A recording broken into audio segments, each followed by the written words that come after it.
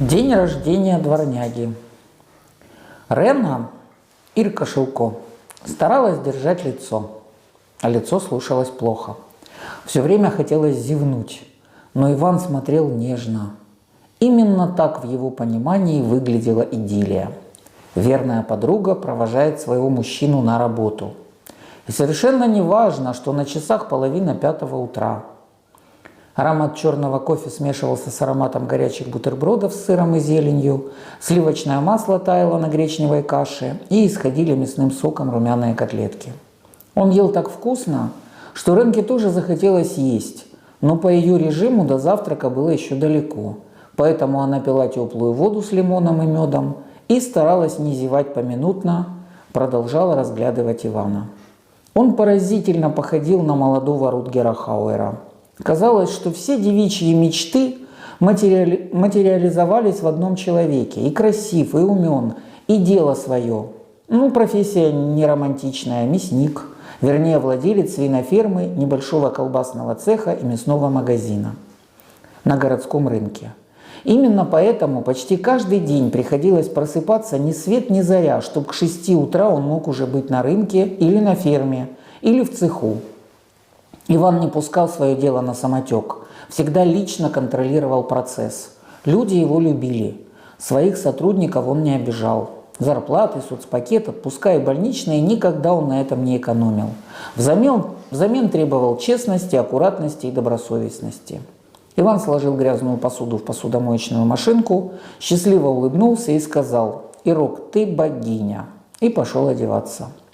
Рена поцеловала его на прощание, потом помахала рукой из окна и послала воздушный поцелуй. После всего, когда Иван сел в машину и уехал работать, пошла в спальню и как в омут упала в еще теплую постель.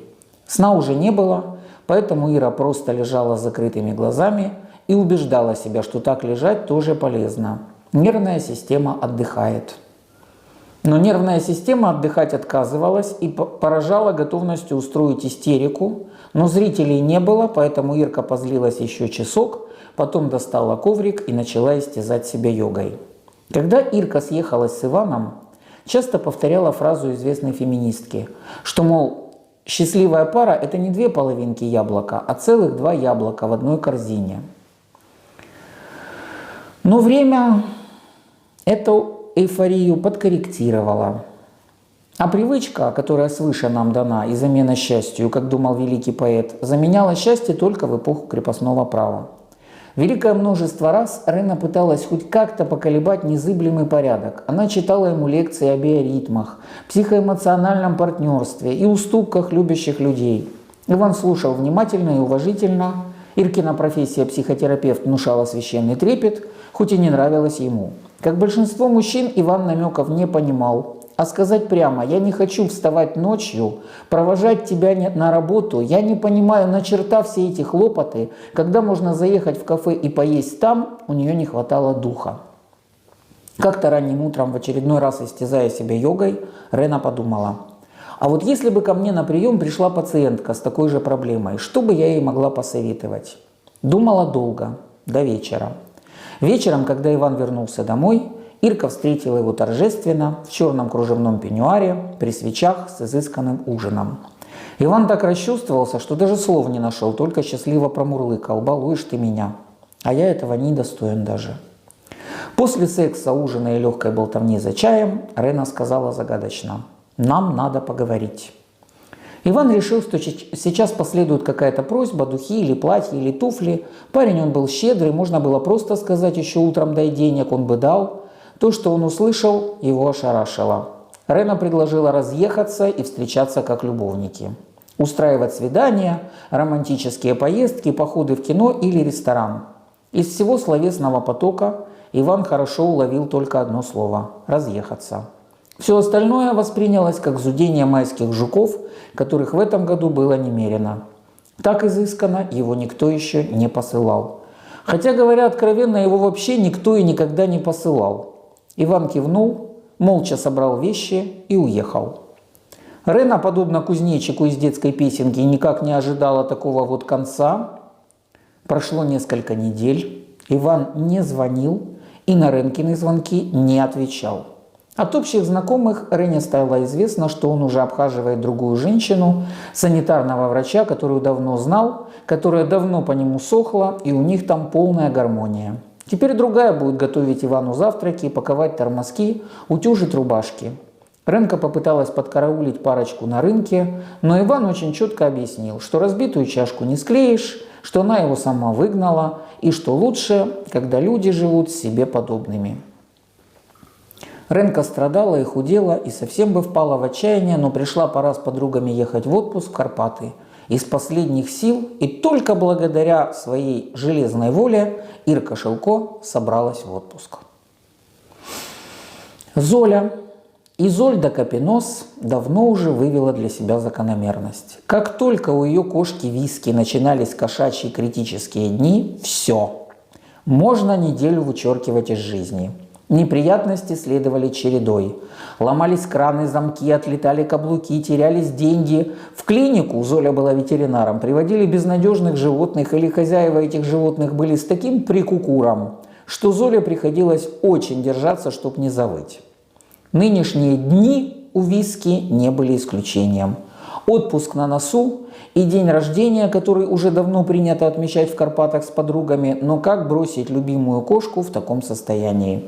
Мама и так очень неохотно соглашается взять ее на свое попечение, а тут на тебе, не просто нелюбимая кошка, а еще и кошка, орущая дурным голосом.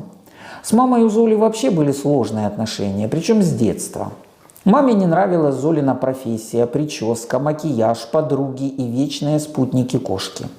Собаку Изольде тоже хотелось с детства, но квартира у нее маленькая, а хотелось овчарку или лабрадора, к тому же эти планы тоже очень не нравились маме, потому что лучше бы мужа себе искала. В ситуации с отпуском оставалась надежда на папу, но у папы радикулит обострился. Так что все опять складывалось против Золи, ее отпуска и личной жизни. Подруга Рена утверждала, что с детства осталась у Изольды жуткая привычка тащить в дом и жизнь незнамо кого.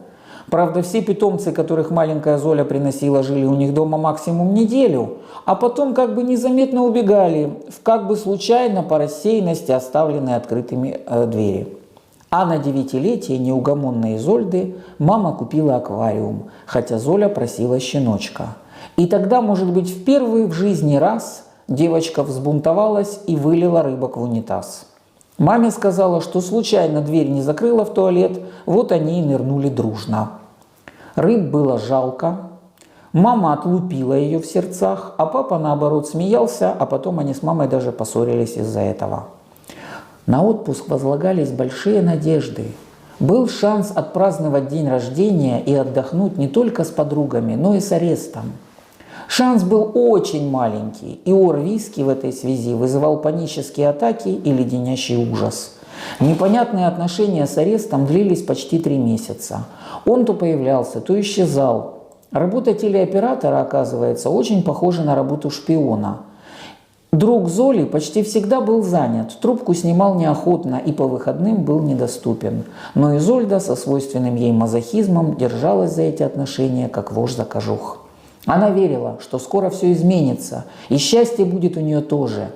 Арест обещал, что обязательно приедет к ней на день рождения, и они проведут вместе несколько отпускных дней. Дни стремительно пролетали, Виски уже почти не орала и не рвала когтями мебель. Золя почти успокоилась, мама милостиво почти разрешила привести кошку, а папа почти выздоровел. Казалось, жизнь налаживается. Золя напевала романс «Не уходи, побудь со мною», придирчиво отбирала платье для поездки и была готова к абсолютному счастью. Арест позвонил и сказал, что приедет наверняка. День перед отъездом прошел в неопределенном времени, наверное, кажется, и почти эти слова звучали так часто, что в конце концов стали вызывать у Изольды нервную дрожь. Позвонила подруга Руфа, брат подвозил ее до вокзала. Выслушав Золину истерику по поводу неопределенности и зыбкости, она сказала: «Граждане пассажиры, будьте внимательны и осторожны. С 3-го пути, кажется, отправляется таки скорый поезд то ли Киев-Львов, то ли Харьков-Кишинев. Нумерация вагонов почти с головы поезда», и добавила: «Все, не истери. Мы будем точно через 20 минут. Белый Митсубиси, выходите без звонка». Золя выдохнула, взяла дорожную сумку и вышла из квартиры, чтобы Руфа не ждала ее и не злилась. Вот скажите мне честно, вы все рассказываете подругам или друзьям, наступили на грабли и потом за чашечкой капучино все раз и выложили? Да? Это в уголовном праве чистосердечное признание смягчает приговор. А лучшие друзья, они плевать хотели на УК, у них все с точностью до наоборот. Вам обязательно скажут, что они все с самого начала знали, и он им никогда не нравился, потому что таких козлов искать и не найти. И даже самая страшная подруга, которая уже не помнит, когда у нее последний раз был парень, сквозь зубы, потому что челюсти у нее от воздержания сводит, выдавит из тебя. А я же говорила. Поэтому со временем начинаешь шифроваться не только от родителей, но и от лучших подруг. Ибо нефиг все всегда знать. Может, конечно, и повести. Например, вы дружите с глухонемыми. Они, правда, по губам читают, но если закрыть глаза, то не увидишь, как они говорят пальцами «я так и знала». И можно нафантазировать сочувствие с их стороны. Как дела, Руфа? Он от меня ушел. Я же говорила. У нее уже окончательно челюсти свело, но даже в агонии и страшных судорогах одиночества. Я же говорила. Только не нужно мне вкручивать про то, что настоящие подруги говорят правду. Я что, к ним за правдой прихожу? Цена этой правде 5 копеек, как в советской газете. Правду я и сама знаю.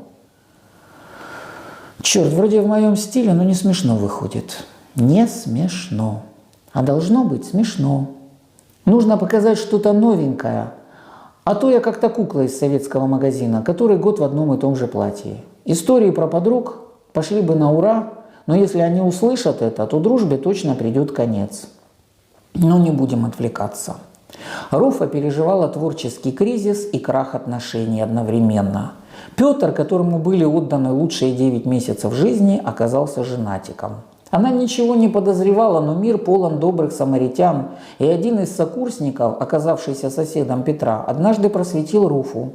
Петруша не отпирался, легко все признал и даже не понял, что ее так взбесило. Искренне удивился. Тебя же все устраивало вчера.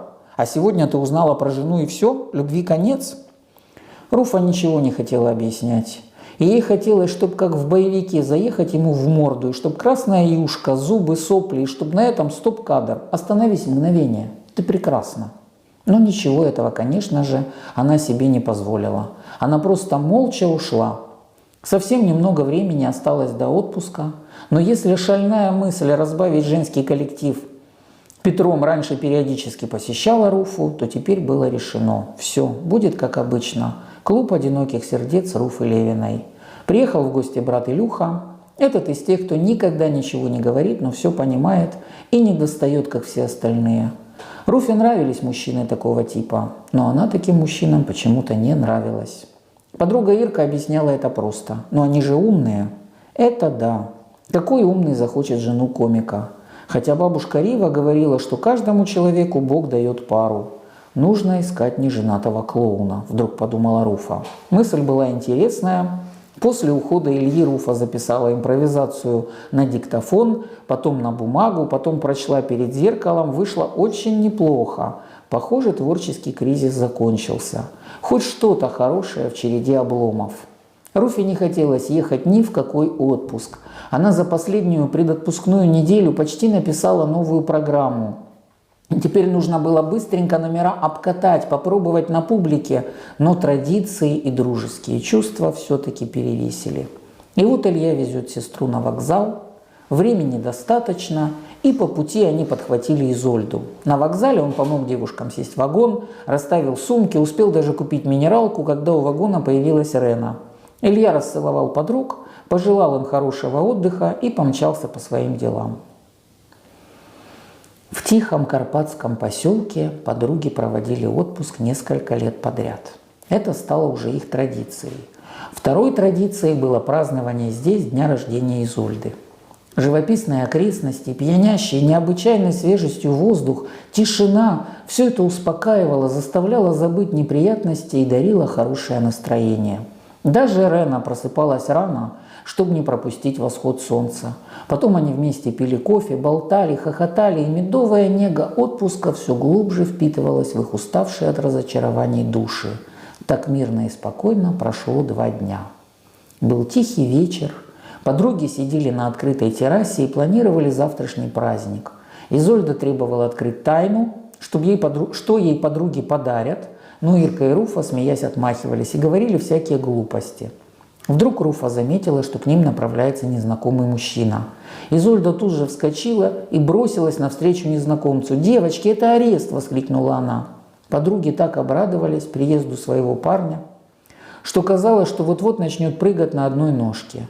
Только вот неожиданный гость никого, кроме Золи, не обрадовал. Поужинали без аппетита, разговор не клеился, арест всем своим видом показывал, что не в восторге от компании, да и Руфа с Иркой были под стать. Радушием его тоже не баловали. Все планы, начиная с утреннего кофе, который подруги хотели самолично принести в комнату именинницы, осыпать ее лепестками роз, вручить подарки и множество других милых сюрпризов, приезд ареста сделал невозможным. Решили поздравлять во время завтрака. Изольда появилась под ручку с арестом, в другой руке она держала игрушечную собачку. После торжественного вручения подарков и цветов и не менее торжественных пожеланий и поцелуев Рена полюбопытствовала: «А что это за игрушка?» «Это подарок ареста», – ответила Изольда. Руфа собралась что-то сказать по этому поводу, но Рена сделала ей страшные глаза, и та промолчала. «Дорогая, а где вы собираетесь отмечать?» – капризно спросил арест. «Здесь недалеко есть чудное местечко», – прощебетала Изольда. «Золька, этот поц тебе игрушку подарил?» – спросила Руфа, улучив момент, когда арест отошел за солью. «Он не поц. Он сделал взнос на приют для бродячих собак от моего имени». «Нереальный поц!» – воскликнула Руфа. Арест вернулся, и Руфе пришлось обрывать тираду. Завтрак закончился в абсолютном молчании. До вечера арест с Изольдой гуляли по поселку, а Рена и Руфа тем временем решили сходить в салон красоты. Цены в поселковом салоне были далеки от столичных, поэтому подруги прихорашивались по полной программе. Массаж, маски, маникюр, педикюр, укладка. Когда они закончили, пора было уже собираться в ресторан. Ирка и Руфа пришли первыми. Они успели рассмотреть торт, который заказывали отдельно, и расплатиться за него. Вскоре пришли Золя с арестом. Арест откупорил шампанское, наполнил бокалы и провозгласил тост: «Милая Изольда, я хочу выпить за твое здоровье и за твое счастье». Все чокнулись, выпили, и повисло молчание. После второго бокала напряжение ушло, и к радости Золи подруги завели с арестом непринужденную беседу. А после того, как арест лихо по-гусарски откупорил вторую бутылку, подруги уже кокетничали с ним напропалую. Заиграла музыка, и ареста увлекли танцевать. Сначала Рена, потом Руфа оттеснила Рену от кавалера, и он 2 танца протанцевал с ней. Изольда смотрела на них застывшей улыбкой, настроение стремительно портилось. Она налила себе водки и в 1 глоток выпила. Когда разрумянившиеся танцоры вернулись к столу, Изольда спросила: «Может, ты и меня пригласишь потанцевать для разнообразия?» «Конечно, дорогая моя, чуть позже. А сейчас предлагаю выпить», – бодрым голосом ответил арест и наполнил бокалы. Совершенно незаметно с шампанского все перешли на водку, хотя изначально водку заказали только для мужчины. После горячего девушки погрустнели, и Рена справа, а Руфа слева стали посвящать ареста в свои жизненные неурядицы. Изольда сидела как загипнотизированная и уже с ненавистью смотрела на подруг и своего избранника. Внезапно у ареста затрещал мобильный. Он отодвинул от себя девушек и, извинившись, вышел из-за стола. Золя рванула за ним, но именинницу подвели ноги, и пока она выбиралась из-за стола, арест успел вернуться. «Бусинка, мне очень жаль, но я немедленно должен уехать», – неуверенно сказал он. «Давай, вали. Толку от тебя. Жаль, только девочки огорчатся, виснуть будет не на ком. А мне все равно. Спасибо тебе за праздник, за внимание. Всю жизнь о таком мечтала». Арест, совершенно оглушенный, смотрел на Золю. «Дорогая, тебе не на пользу алкоголь», – сказал наконец он. «А тебе не на пользу быть таким козлом». Золя сорвалась на крик. «Грубость тебе тоже не к лицу». И тут погас свет, и официантки внесли торт для Изольды. Когда под аплодисменты свет снова зажегся, ареста уже и след простыл. Праздник был безнадежно испорчен. Подруги возвращались в отель, ковыляя на шпильках. Изольда шла чуть впереди. Она размахивала букетом и громко, так что идущие сзади подруги слышали каждое слово, говорила: «А ведь мы дружили с детства. Вы были самые дорогие мне люди. Чтоб в один миг из-за какого-то урода перечеркнуть все, змеи, вы холодные гадюки, я ненавижу вас!» Она развернулась и уже во всю мощь заорала: «Я ненавижу вас, слышите? И это все из-за 2 танцев, и из-за того, что 2 минуты я посидела с ним рядышком. Дело ведь не в нас, а в нем», — попыталась успокоить Изольду Ира. «Давай, психолог, лечи меня», — огрызнулась Золя. «Ты диван с собой не захватила». «Золя, хватит истерить. Я тебе сразу сказала, что он поц», — взяла слово Руфа. «Именно поэтому, что он поц, и дело во мне, вы обе висли на нем весь вечер. Ты еще заплачь». Ирке, похоже, надоело оправдываться. «Права была мама», — продолжала причитать Изольда. «Разве с такими подругами мне что-то светит? Вы ж подметки рвете на ходу». И тут послышался посторонний неясный шум. Он нарастал с каждой секундой.